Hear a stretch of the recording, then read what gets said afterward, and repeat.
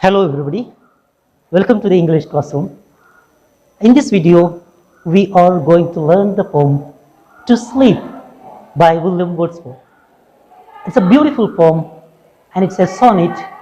We'll come to know what is a sonnet.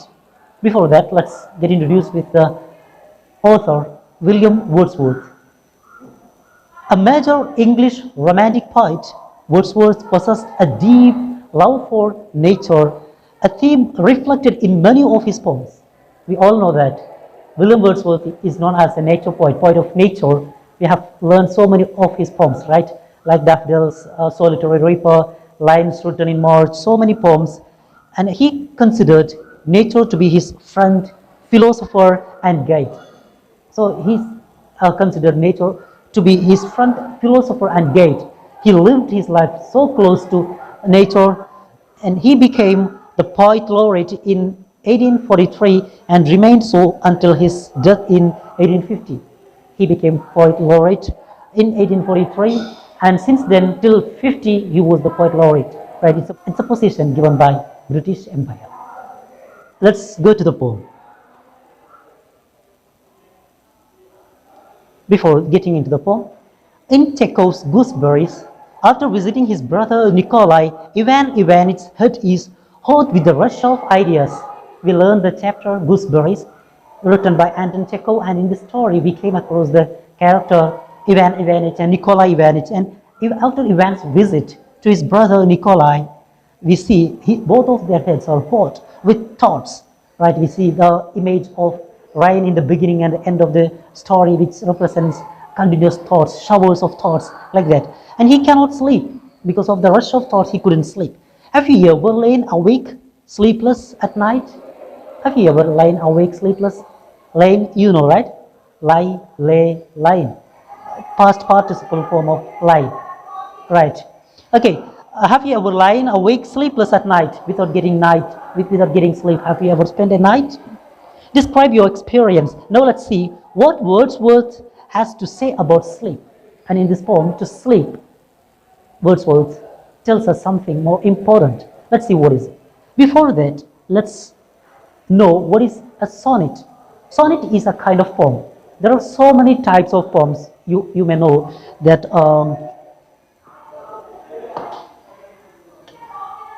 different types of poems like ode, elegy, monologue,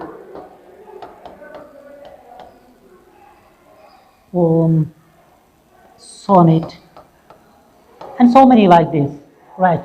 Varieties of poems are there. It's based on its structure, content, and its length and the rhyming scheme, things like that. Based on this, it is discussed. It is decided. And this one is a sonnet. What is a sonnet? A sonnet is a poem of 14 lines. So all the sonnets are 14 lines with a strict pattern of rhyme and rhythm.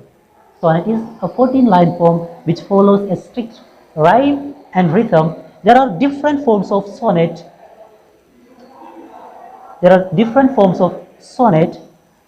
But they share the following thought structure. Right? Different forms of sonnets are there. Actually, sonnets can be divided into two parts, like two categories, like Petrarchan sonnets and Shakespearean sonnets, like that. So it goes deeply, the discussion goes deeply. Here we just have to know sonnets are 40 lines and it has a strict rhyme and rhythm. So what are the specialities of a sonnet? It has a key idea. It must be based on a key idea, some particular idea, and development. The idea develops. A small idea, it develops, right? And it has a conclusion, often with a twist.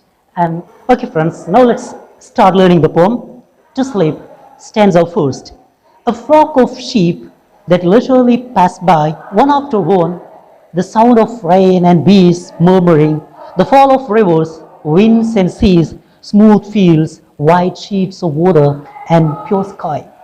So, as you see, the title of the poem is To Sleep. Here, in this poem, the author talks about how important sleep is in our life. What happens if you don't get sleep at all in your life? you spend days, you spend nights without sleep, then what happens? What influence does it have in your life? Right. So he says it's a very difficult situation, and actually the poet, he's affected with insomnia. You all know that, sleeplessness, right? So for the past few days, he was not able to sleep. Last 2 nights, he spent without sleeping, and this is his third night, and he's eagerly waiting for the goddess of sleep to bless him with a sound sleep. So now we see in the first stanza, the author talks about the nature, the sides of nature. Actually, he imagines things. He brings so many pictures, images into his mind so that unknowingly he will catch a sleep. He will fall into sleep, thinking that. So he describes what he sees in his mind. A flock of sheep means a group, a bunch of sheep that literally pass by one after one. They are moving one after one. He sees all these images in his mind. So you already know that these are visual images, right? And the sound of rain, auditory image. You have learned what are images in the previous classes, right? Visual images, auditory images, and kinesthetic images we have learned. The sound of rain, the smooth sound, the gentle sound of rain, and bees murmuring, the gentle sound of bees murmuring, and the fall of rivers, and the loud sound of rivers falling, waterfalls, and winds and seas, right? The sound of winds and seas, all these things he imagined in his mind. Smooth fields, the beautiful sight of the field, the greenery, smooth fields, white sheets of water, and the water flows in the river, and pure sky, the pure blue sky. He imagines all these things. He brings all these images into his mind, expecting these thoughts, these images will help him to get some sleep. Right. Okay. I have thought of all by turns. I thought of all these things by turns, one after other. I thought about the flocks of sheep, the water, the rain, the waterfall, the sky, the wind, the sea, everything in turns I thought. And still I lie sleepless. But still I don't get any sleep. Still I lie sleepless. And soon the small birds' melodies must hear. And I have been sleeping, I have been lying, not sleeping, I have been lying down there for a long time, and soon I must hear the melodies of birds. I will hear the birds' melodies. I will hear the sound of the birds, the melodious sound of the birds. When do we hear the sound of birds? Early in the morning, right? At the time of daybreak, we listen to the beautiful sounds of birds. And he expects that now this night is also almost past, and soon I listen to the sound of birds. Soon the small birds' melodies must hear, first uttered from my orchard trees, and the first cuckoo's melancholy cry. I will hear the sound from nearby place, from my own orchard trees, and the first cuckoo's melancholy cry. I'll listen to the sorrowful cry of the cuckoo. Now itself it is going to daybreak. It's almost dawn, and the day is going to break now, and I will listen to the sound of the bird. Right, melancholy means sad and sorrowful. Okay. I have thought, so you have noticed the first 8 lines.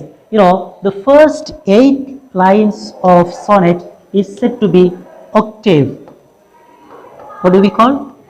Octave. The first 8 lines of the poem is called octave, and you have noticed the rhyming pattern. A, B, B, A, right?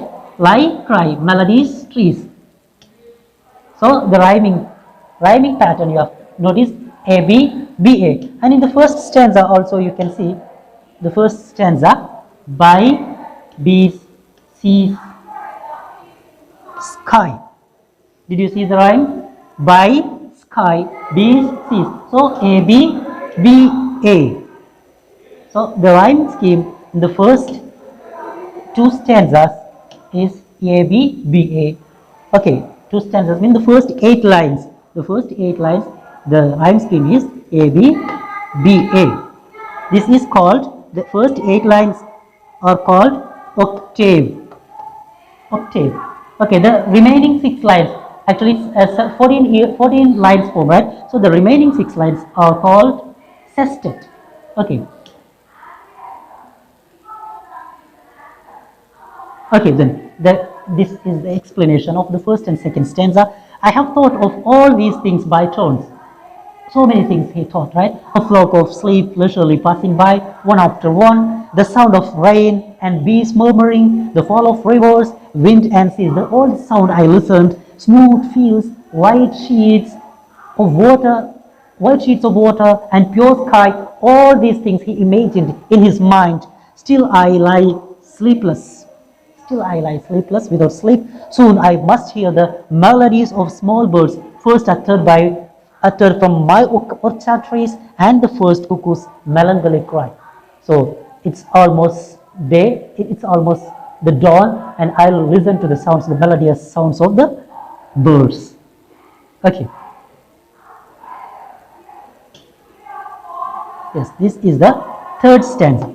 Third and fourth stanzas have 6 lines, which called sestet. First one octave, first 8 lines, second one sestet. Okay, and here, even thus last night and 2 nights more I lay, and could not win thee, sleep, by any stealth, so do not let me wear tonight away. Here in this stanza, the poet says, even this last night, just like the last night, and 2 nights more I lay. The previous two nights more I lay like this. Lay is the past form of lie. Okay, lie, lay, lain. Present, past participle form. Okay, so in last 2 nights also I lay like this. I spent sleepless night and could not win thee. I could not get you. I could not win you. D means you. Whom does the poet address here? Sleep. The poet addresses sleep, which means it's an example for personification.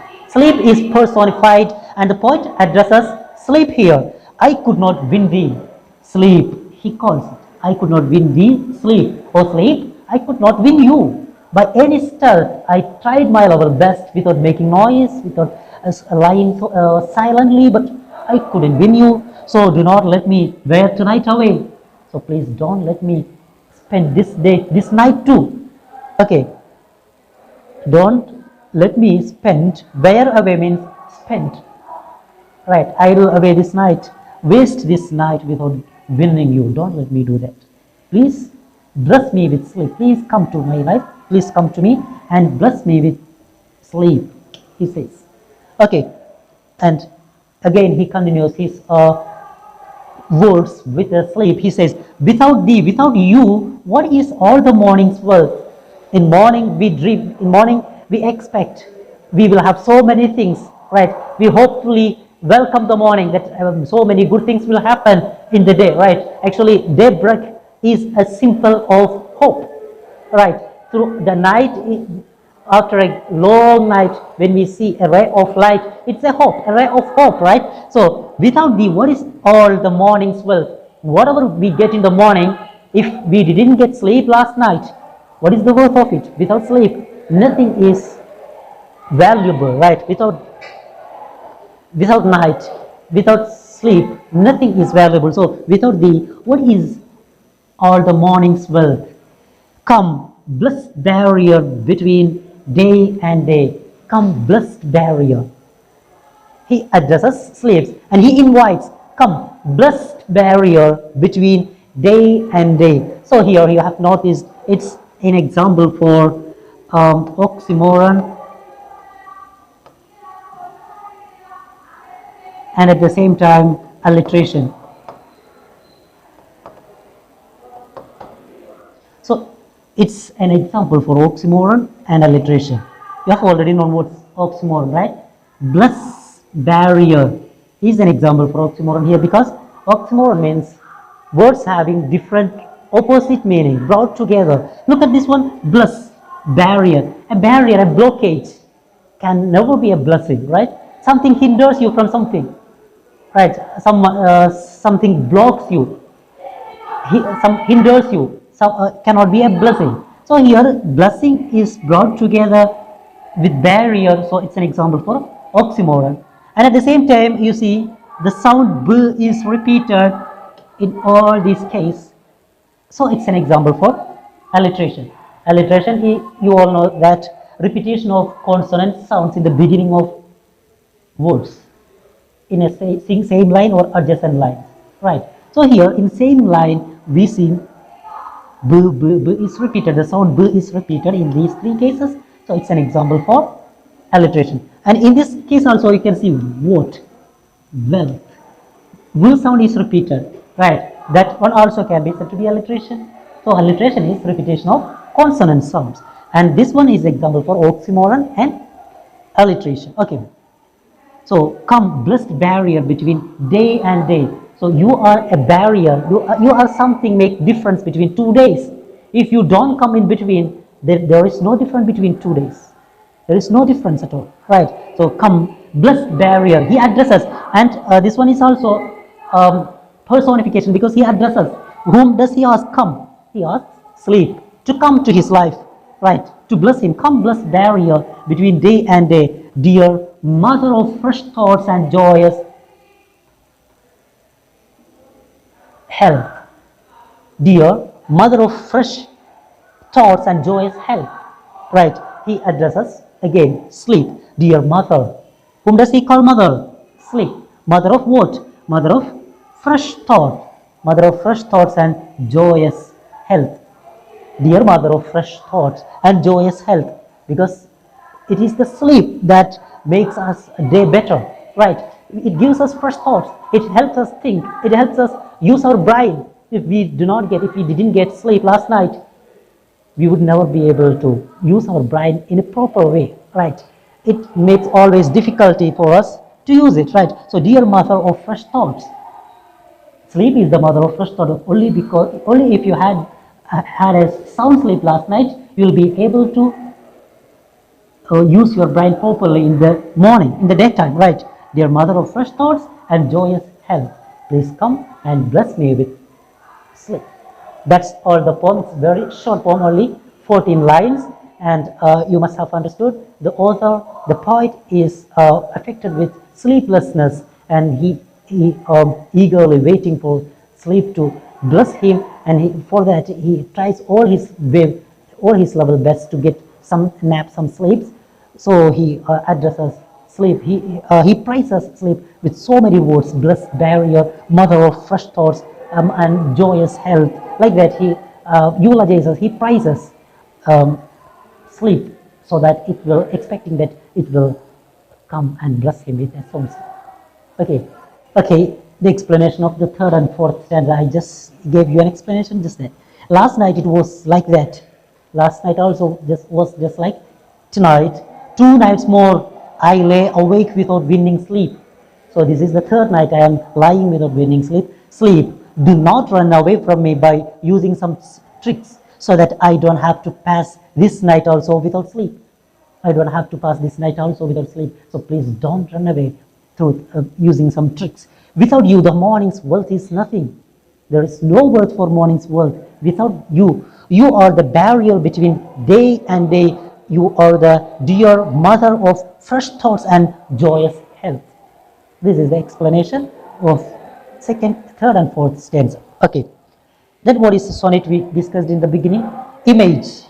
You have already known what an image is. An image is a picture created with the poet's choice of words that the reader can imagine or recreate. Images can make readers see, feel, think, hear, etc. Right? We have already learned visual images, auditory images, kinesthetic images, right? And some other images also are there. Olfactory images are there. Gustatory images are there. Okay. So you just have to, for now, you have to know visual, auditory, and kinesthetic images. Okay. Then what is image? Pictures created with the poet choice of words.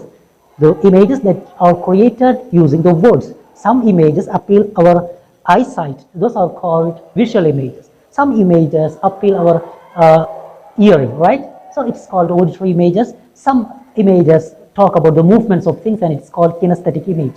Okay. Now, what are the other poetic devices? Alliteration, I explained. Repeated consonant sounds at the beginning. Alliteration.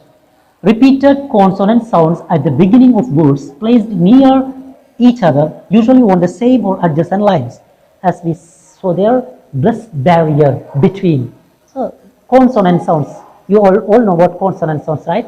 Consonant sounds means sounds other than vowel sounds. Vowel sound, we all know that. Vowel letters, you all know, right? A, E, I, O, U. Vowel letters. And vowel sounds means all the other sounds, just like we know, right? Those sounds are said to be vowel sounds. And consonant alliteration means repeated consonant sounds, right? All the sounds other than vowel sounds. Okay, beginning of words. Here you can see silence surged softly. Silence surged softly. The sound S, the sound S is repeated, right? The furrow followed free. The furrow followed free. F full sound is repeated, so it's an example for alliteration. Okay. Assonance. Assonance. This E belongs to there. Okay. Assonance. Repeated vowel sounds in words placed near each other, usually on the same or adjacent lines. So, alliteration means repeated consonant sounds in the beginning of words, and at the same time, assonance means repeated vowel sounds. It need not to be in the beginning because as it is vowel sound, right? It can be anywhere in the word, but it should be nearby each other, usually on the same or adjacent lines. Here, a host of golden daffodils. You can see the O sound is repeated here, right? The O sound is ho, host of, go. In all these cases, O is repeated, right?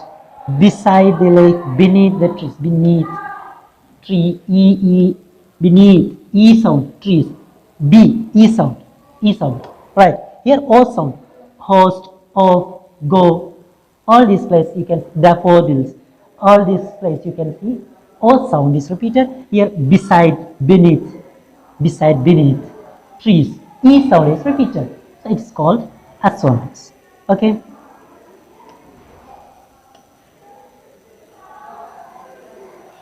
Now consonants. What is consonants? Consonants means repeated consonant sounds at the ending of words placed near each other, usually on same or adjacent lines. So don't confuse with alliteration and consonants. Consonant is repeated consonant sound at the ending of words. Where? At the ending. At the same time, alliteration, repeated consonant in the beginning of words. Right. This one is ending of words. You can see.